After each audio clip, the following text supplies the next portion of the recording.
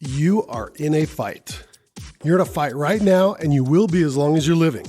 The fight is with human nature itself, and you cannot afford to be weak when faced with literally millions of years of evolution staring right back at you.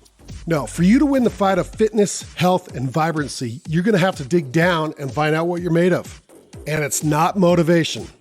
That's right, motivation is not the answer, as counterintuitive as that might seem.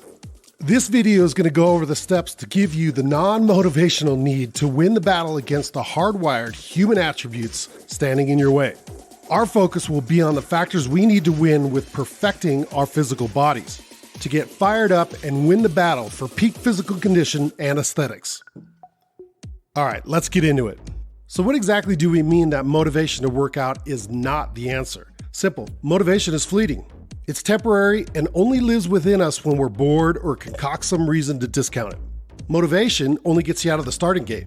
We need something stronger, long-term, simple, and effective. Habits. Habits are the answer to winning the long game. And while motivation has the positive effect of getting us out of bed to begin the journey, forming the positive habits is the answer to getting us to the goals that we want, and in a way that is least painful, most beneficial, and expends the least amount of thought and energy into the process. But let's understand why this is so important in today's world. We are hardwired to seek pleasure and avoid pain. The sedentary physical trait is one of the keys to human evolution. It's why we're here today. Think about how humans had to live in the not too far distant past. We did not have food you could order from your phone and have it delivered to your doorstep, to ordering clothing online or getting a loan for a house while sitting on your couch.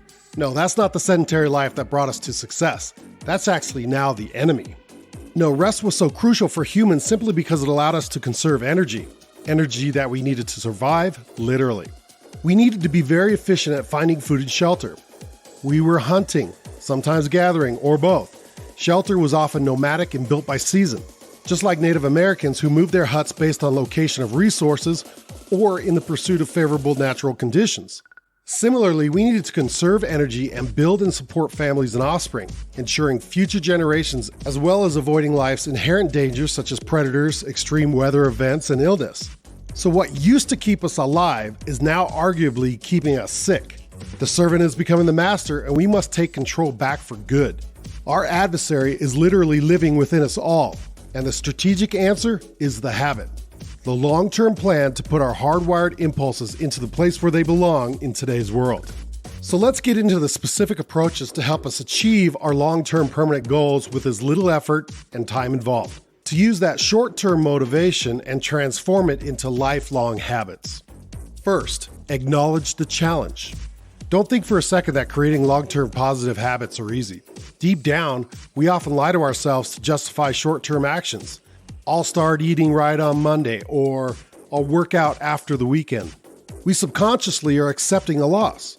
When we think about how daunting it is to develop good habits, that should be the exact time that we acknowledge its difficulty. We should not put off what is hard for some later date. When you acknowledge the challenge, the I should turns into I will.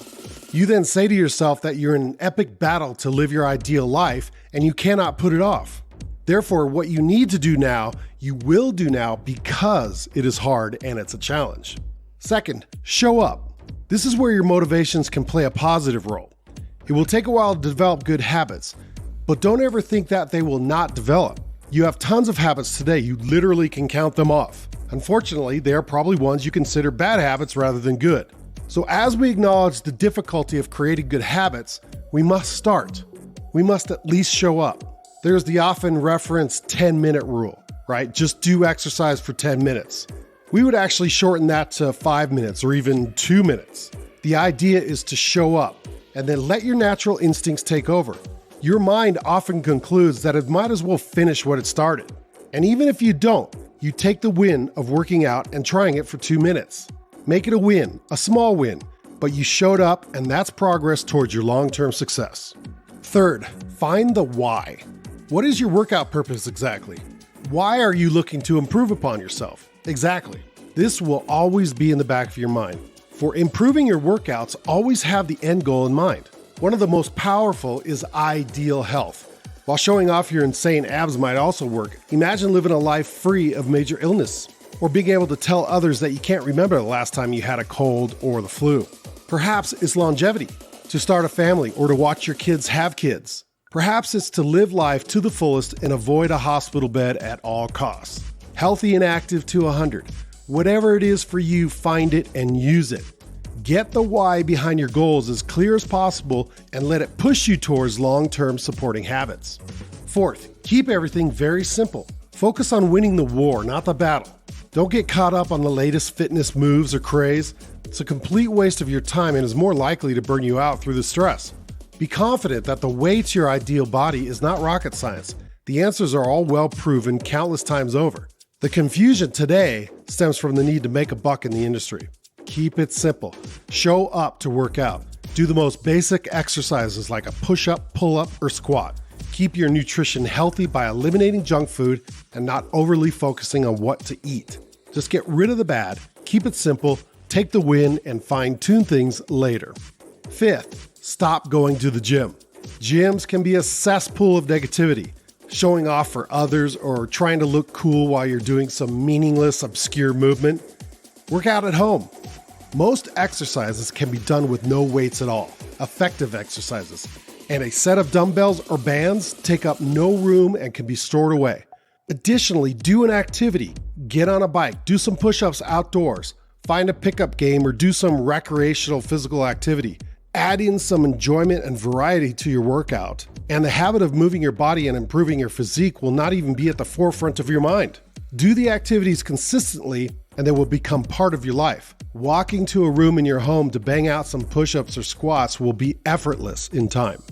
Sixth, write it down. Planning makes things so much easier. Remember the 5 Ps.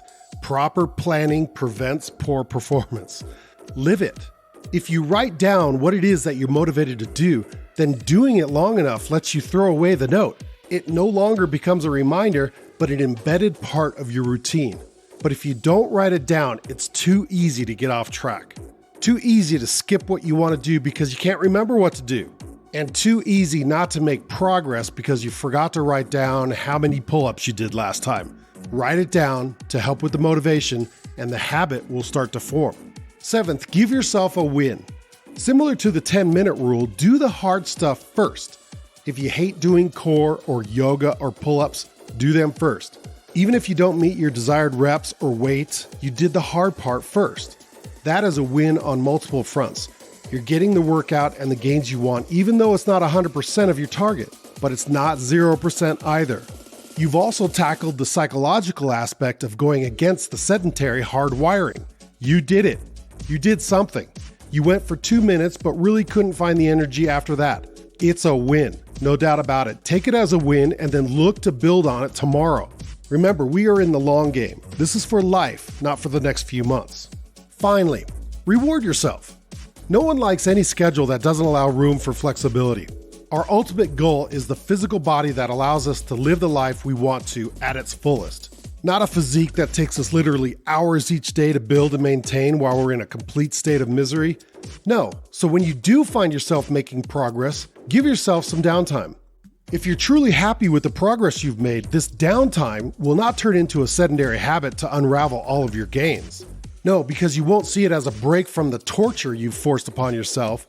Rather, it's adding in some variety, some flexibility to either bask in your successes or add to the activities to enjoy your life.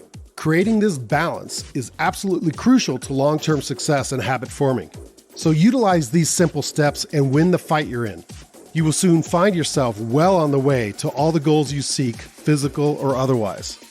Check out this video for details on how developing high-value male traits can support your ultimate success. And we'll see you in the next one.